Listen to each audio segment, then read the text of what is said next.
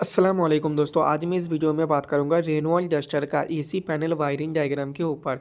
इस वीडियो में मैं आपको बताऊंगा एसी पैनल में जितना भी वायरिंग आता है वो वायरिंग का काम क्या होता है और उस वायरिंग को कैसे हम समझे और उस वायरिंग के साथ जो ईसीएम के साथ कनेक्शन होता है, हमारा ब्लोअर फैन कैसे ऑन होता है और कंप्रेसर कैसे ऑन होता है, फ़ैन कैसे ऑन होता है, उसके ऊपर हम जानेंगे। आज सिर्फ एसी पैनल के ऊपर बात करेंगे। नेक्स्ट वीडियो में इसका कंप्रेसर कैसे ऑन होता है और फ़ैन रेडिएटर जो फ़ैन होता है वो कैसे ऑन होता है उसके ऊपर बात करेंगे।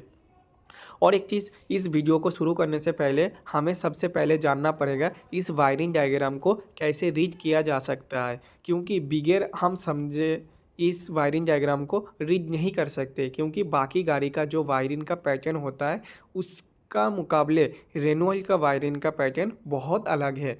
ठीक है, जैसे कि मैं आपको एग्जाम्पल के थ्रू बता रहा हूँ। यहाँ पर एक लिखा हुआ है, यहाँ पर 233 और यहाँ पर एक बॉक्स है। हम कैसे समझेंगे जो ये 233 का मतलब क्या है। यहाँ पर लिखा है 1016, यहाँ पर लिखा है 164, यहाँ पर लिखा है 120। ठीक है, और यहाँ पर जैसे आप देख सकते हो 319 लिखा हुआ है और 120। इन सब चीज़ का मतलब क्या है, हम कैसे समझ सकते इनका जो कोड होता है वो क्या है। और उसके बाद और एक चीज़ आपको दिखाना चाहता हूँ, जैसे कि यहाँ पर लिखा हुआ है ये चारों तरफ से वायरिंग जा रहा है। ठीक है, वायरिंग जाने के बाद मगर यहाँ पर ए क्या लिखा है, 3A G A K, इसका क्या मतलब होता है। यहाँ पर लिखा है MAVAGRA से BA, इसका क्या मतलब होता है। हर एक चीज़ के ऊपर डिटेल्स में बात करेंगे, जिससे आपको ये वायरिंग डायग्राम हो या कोई भी वायरिंग डायग्राम हो, ABS का हो, ECM का हो, आपको आसानी से समझ में आ सके। ठीक है, तो चलो देरी ना करके सबसे पहले हम जानेंगे इसका वायरिंग डायग्राम रीड कैसे किया जा सके। तो उससे पहले मैं और एक चीज़ बता देता हूँ, ये जो पीडीएफ है इस पीडीएफ के अंदर सिर्फ एसी पैनल का ही वायरिंग डायग्राम है। तो ये बहुत सारा वायरिंग डायग्राम है, हर एक मॉडल के हिसाब से अलग अलग है। जैसे कि वायरिंग कलर कोड थोड़ा सा अलग है, वायरिंग जो ईसीएम के साथ इसका पिन आउट है उसमें थोड़ा सा अलग अलग है। ये जो मॉडल का टाइप मैंने भी यहाँ पर लिख दिया, आप इसको ईजिली देख सकते हो और समझ सकते हो। ठीक है, अब हम देखेंगे इसका जो वायरिंग डायग्राम है उस वायरिंग डायग्राम को हम रीड कैसे कर सकते हैं। सबसे पहले वायरिंग डायग्राम को समझने से पहले हमको जानना पड़ेगा वायरिंग कलर कोड के बारे में। वायरिंग के अंदर कौन कौन सा कलर होता है और उसको हम कैसे समझेंगे जो वायरिंग का कलर कौन सा है।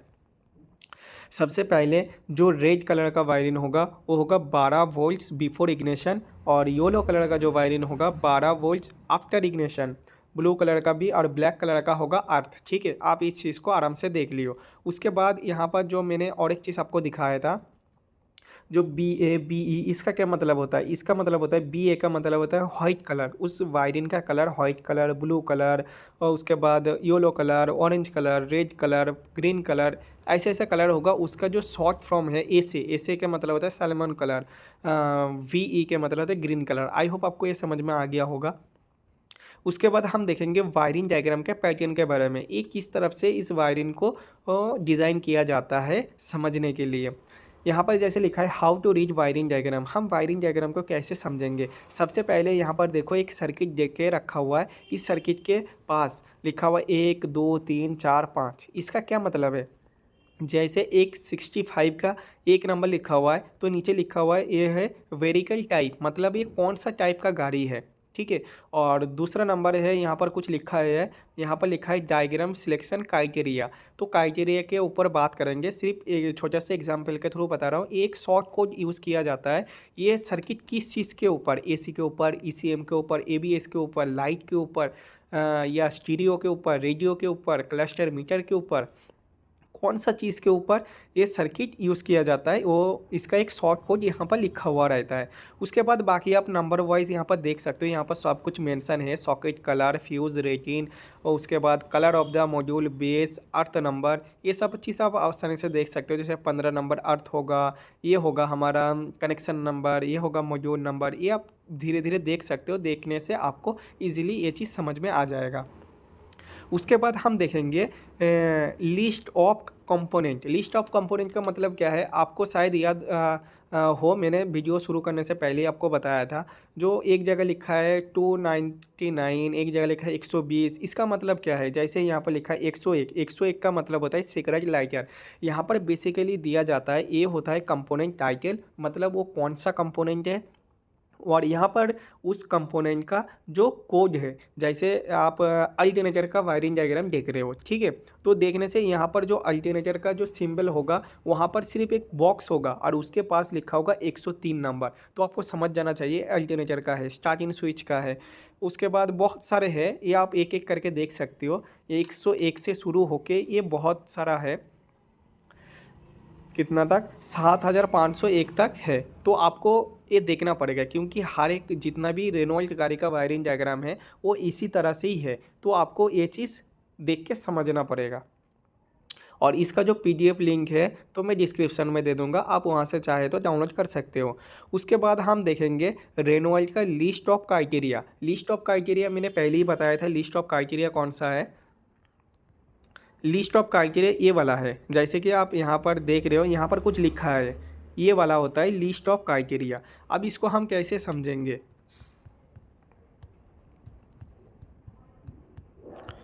लिस्ट ऑफ क्राइटेरिया, जैसे यहाँ पर आप देख रहे हो ड्राइवर ईयरबैग, जो ईयरबैग का कोड होगा ये होगा लॉन्ग टाइटल, ये होगा शॉर्ट टाइटल, मतलब लॉन्ग टाइटल को एक कोड के माध्यम से उसको शॉर्ट में कन्वर्ट किया, बस इतना सही है, ज़्यादा कुछ है नहीं इसमें। जैसे पैसेंजर ईयरबैग का ये कोड होगा, एबीएस का ये कोड होगा, अलग अलग है। 6 स्पीड मैनुअल गियरबॉक्स और 5 स्पीड मैनुअल गियरबॉक्स का ये वाला कोड होगा। तो आप इसको जब देखोगे ना तो आपको इजीली ये चीज़ दिमाग में आ जाएगा। उसके बाद हम देखेंगे लिस्ट ऑफ कनेक्शन, मतलब कनेक्शन मैंने आपको वीडियो से पहले ही बताया था, जो 38AH इसका मतलब क्या है, इसका मतलब यहाँ पर है, यहाँ पर कनेक्शन टाइटल और यहाँ पर कनेक्शन कोड, मतलब वो कौन सा, वो वायरिंग, मतलब किस चीज़ के लिए जा रहा है, क्यों जा रहा है, और उस वायरिंग का मतलब एक हिसाब से उस वायरिंग का नाम क्या है। मैं एग्जांपल के थ्रू आपको बता रहा हूँ।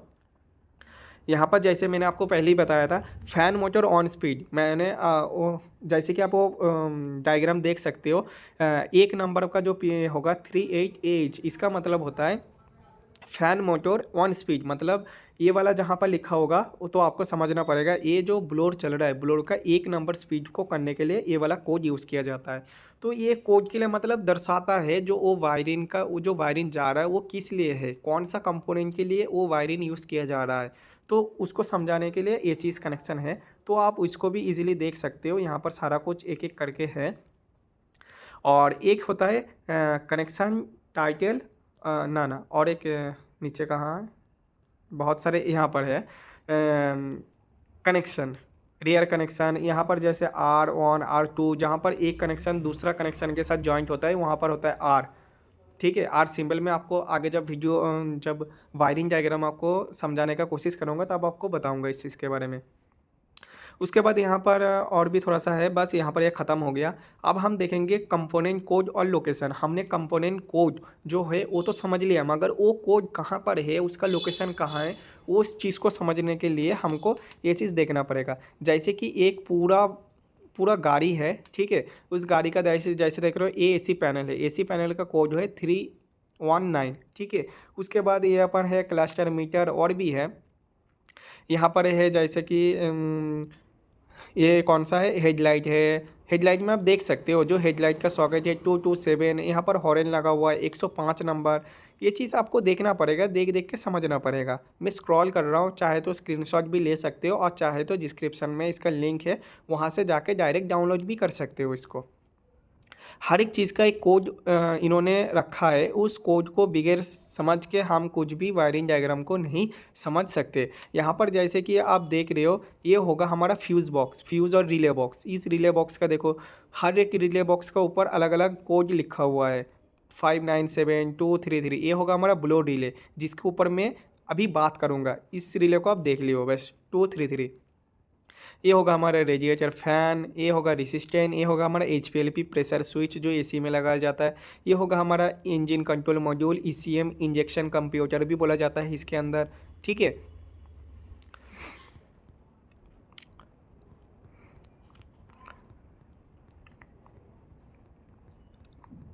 जब आप इसको धीरे धीरे करके देखोगे तभी जाके इसका वायरिंग डायग्राम आप समझ सकते हो, ठीक है।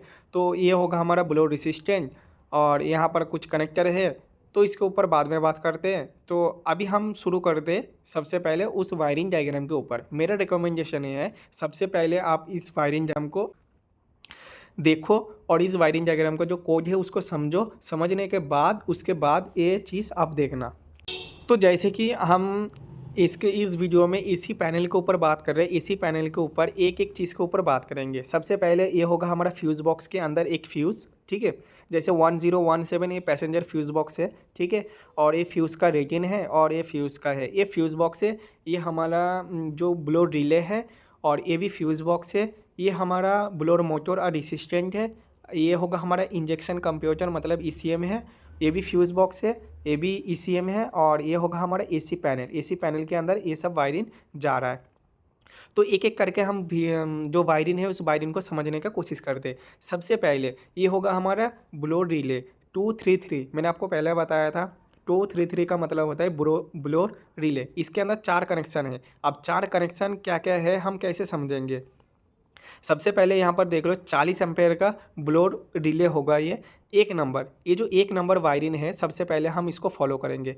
एक नंबर का जो वायरिंग है ये वायरिंग सीधा जाएगा हमारा 10 एम्पेयर का F39 नंबर फ्यूज़ नंबर से जाएगा हमारा इग्निशन का करंट। जब आप इग्निशन ऑन करोगे तब यहाँ से करंट आएगा। और दूसरा नंबर जो वायरिंग होगा, दूसरा नंबर होगा हमारा ग्राउंड। ये पहले से ही मौजूद होगा, यहाँ पर ग्राउंड का सिंबल है, ठीक है।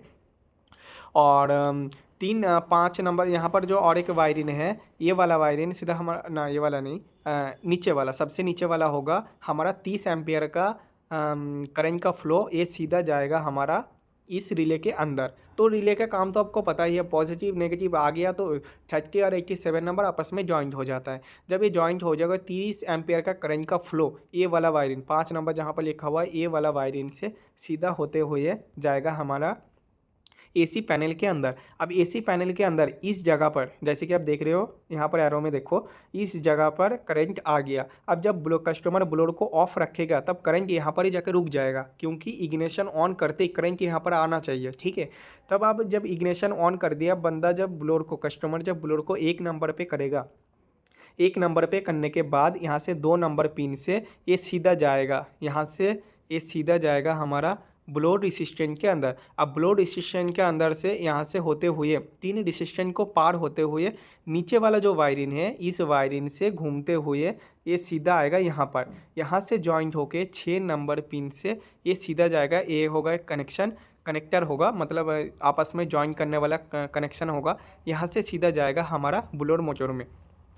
अब ब्लोर मोटर यहाँ पर पॉजिटिव सिग्नल तो आ गया, अब इसको नेगेटिव सिग्नल कौन देगा, यहाँ से ग्राउंड, मतलब पहले से ही इस ब्लोर मोटर के अंदर नेगेटिव सिग्नल मौजूद होगा। अब जब कस्टमर दूसरा चीज़ को ऑन करेगा, दूसरे को ऑन करेगा तो अब यहाँ से वायरिंग सीधा जाएगा। आप सिर्फ इसको समझने का कोशिश करो एक एक करके। अब इसमें से एक रेसिस्टेंट कम होने के वजह से ब्लोर का स्पीड थोड़ा और बढ़ जाएगा, ऐसे नीचे से आएगा। तीसरा में भी सेम है, यहाँ से आएगा। मगर चौथे में क्या होगा, चौथे में यहाँ पर ये चीज़ देखो, जैसे कि यहाँ पर 1 नंबर पे गया ठीक है, 2 नंबर पे गया ठीक है, 3 नंबर पे गया ठीक है, 4 नंबर पे क्या होगा, ये सीधा यहाँ पर डायरेक्ट हो जाएगा। डायरेक्ट होने से क्या होगा, ये जो करंट का फ्लो आज रेसिस्टेंट के अंदर जाएगा ही नहीं, इसीलिए ये सीधा 4 नंबर 6 नंबर यहाँ से पिन होते हुए सीधा जाएगा ब्लोर मोटर, और ब्लोर मोटर हाई स्पीड में ऑन हो जाएगा। इससे एक चीज़ है, जब आपका ब्लोर रेसिस्टेंट ख़राब हो जाएगा तो 1 2 3 पर नहीं चलेगा, एकदम में ब्लोर 4 नंबर पे चलने शुरू हो जाएगा। इसका मतलब यही है, क्योंकि यहाँ पर ये डायरेक्ट हो जाता है, क्योंकि इसके जब यहाँ पर हो जाएगा तो इसके बीच में कोई रेसिस्टेंट नहीं होता, तो इसके वजह से 4 नंबर डायरेक्ट ऑन हो जाता है, ठीक है। तो आई होप आपको ये चीज़ पता लग गया होगा जो ब्लोर मोटर हमारा कैसे ऑन होता है। अब AC का जो पैनल है, जो अब हम AC स्विच ऑन करते, इसके अंदर भी 4 वायरिंग है। 4 वायरिंग ईजी है। सबसे पहले वाला जो वायरिंग होगा हमारा, ये होगा हमारा फ्यूज़ से आएगा, 10 एम्पेयर का एक फ्यूज़ से सीधा जाएगा AC के पैनल के अंदर, और यहाँ से एक वायरिंग जाएगा, सीधा जाएगा हमारा ग्राउंड जाएगा AC पैनल के अंदर। क्योंकि ये ग्राउंड और पॉजिटिव लिया जाता है, इसीलिए जब आपने देखा होगा पार्किंग स्विच आप ऑन करते हो तो पैनल के अंदर लाइट जलता है, वो लाइट जलने के कारण ये नेगेटिव और पॉजिटिव ही होता है। उसके बाद जब आप एसी स्विच ऑन करोगे, एसी स्विच ऑन करने पर 2 सिग्नल निकलेगा। एक सिग्नल दोनों सिग्नल जाएगा हमारा ईसीएम के अंदर, जो ईसीएम को बताएगा कस्टमर ने एसी ऑन करने का रिक्वेस्ट भेजा, आप भी इस रिले को कनेक्शन दे दो, ग्राउंड दे दो और कंप्रेसर को ऑन कर दो। उसके ऊपर बाद में बात करेंगे। सबसे पहले ये देख लो 120 में ए वाला कनेक्टर जाएगा और दूसरा 120 में ए वाला, मतलब 2 सिग्नल जाएगा, 2 पिन जाएगा। ठीक है, तो आई होप आपको ये चीज़ समझ में आ गया होगा जो इसका एसी पैनल कैसे काम करता है। वैसे बेसिकली सारा वायरिंग डायग्राम जो भी है सारा सेम ही है, इतना कॉम्प्लिकेटेड कुछ है ही नहीं। आप इजीली इसको रीड कर सकते हो। एक को समझ गए तो सारे को समझ जाओगे। आई होप आपको ये वीडियो पसंद आया होगा। चलो मिलते हैं दूसरा एक वीडियो में। अस्सलाम वालेकुम।